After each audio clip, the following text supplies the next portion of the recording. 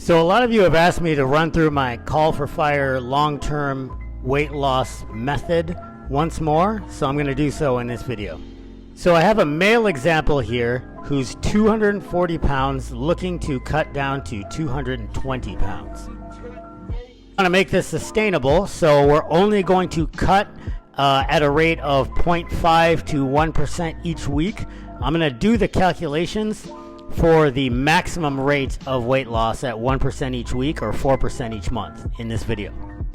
Alright, so our maintenance calories at the starting point are going to be roughly 3,600 based off of 240 pounds times 15.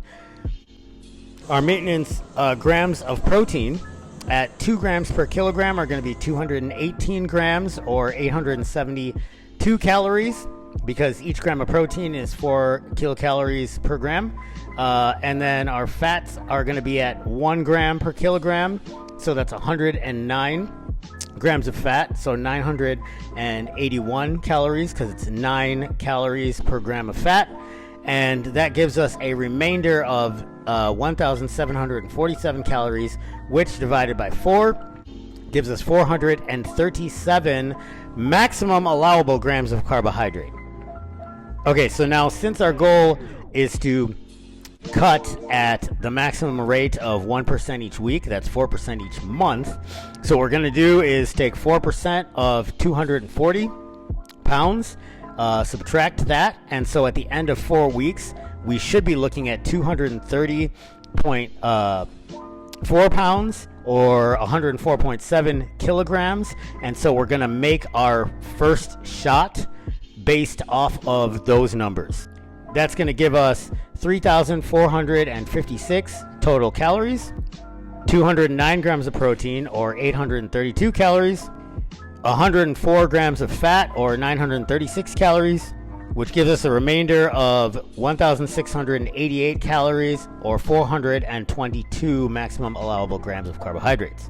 And then we rinse and repeat on down the chart. So we take 4% of 230.4, that gives us 221.2 pounds or 100.5 kilograms, 3,317 total calories, 200 grams of protein or 800 calories, 100 grams of carbs, 100 grams of fat, 900 calories, giving us a remainder of 1,617 calories or 404 grams of carbohydrates. And we move on down the chart in this manner, using every 4 weeks as a checkpoint to make sure we're where we're at. And so at the end of 20 weeks, we're going to be, so 5 months, we're looking at 195.7 pounds or 88.9 kilograms. We're down to 2,935 calories, 176 grams of protein, which is 704 calories, 88 grams of fat or 792 calories, giving us a remainder of 1,439 calories or 360 maximum allowable carb. So that completes the first big shot of our cut.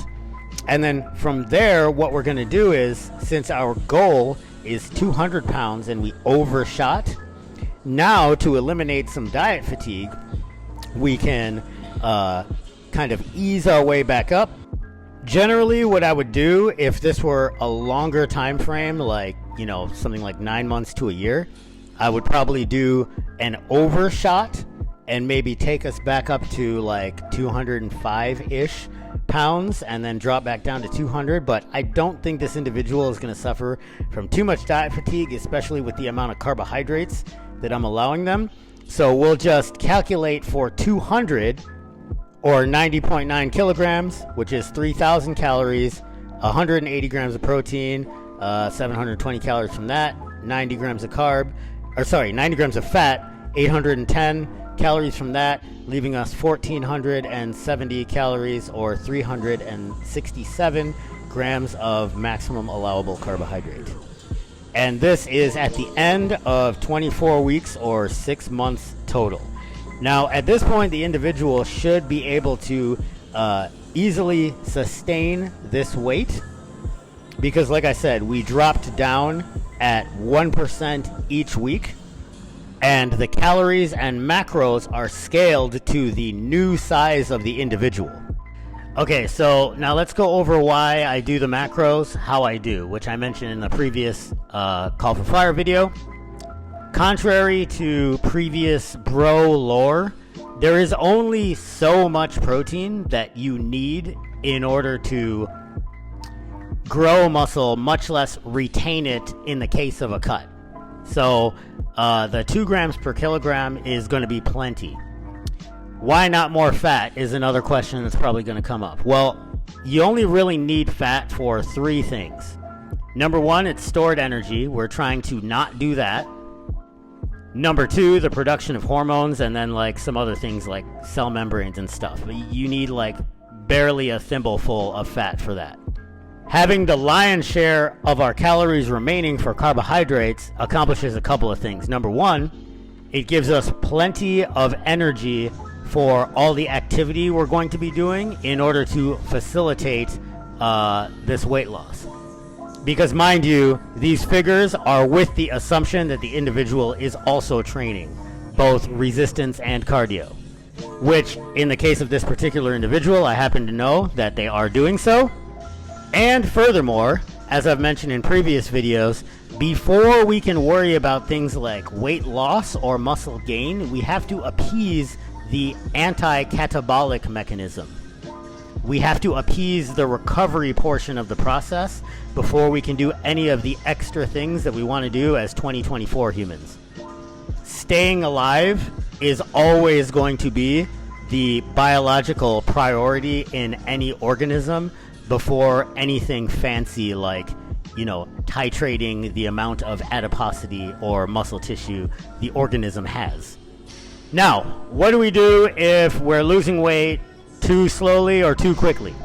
We will not add fat calories. That's first of all. In fact, if we are losing weight too slowly, what we will do is we will debit fat calories if at all possible. Although that 1 gram per kilogram pretty much comes out of the protein that we're eating, even if it's coming from lean sources.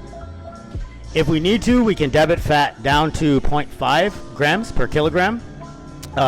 We can basically cut it in half, but we don't want to go any further than that because then we might actually start to run into the amount of fat that we need for those other things, the cell walls and the hormones and stuff like that. If we have to debit further, it will come from the carbohydrates. It will not come from the protein, however. And that's, of course, with the assumption that as opposed to debiting our food supply, we can't just pull the exercise lever harder and increase the cardio or increase our lifting volume. And these are decisions that, the individual has to make in order for this whole process to be amenable to their lifestyle. For those that don't necessarily have the time to commit to more training, it might be better to debit from some of those fat calories. For those that want to keep the food where it's at, because that's looking at the chart, that's a lot of food, then we can make more time, move some pieces around so we have time for more training. And that's really how I do it, folks, when I put numbers to these things.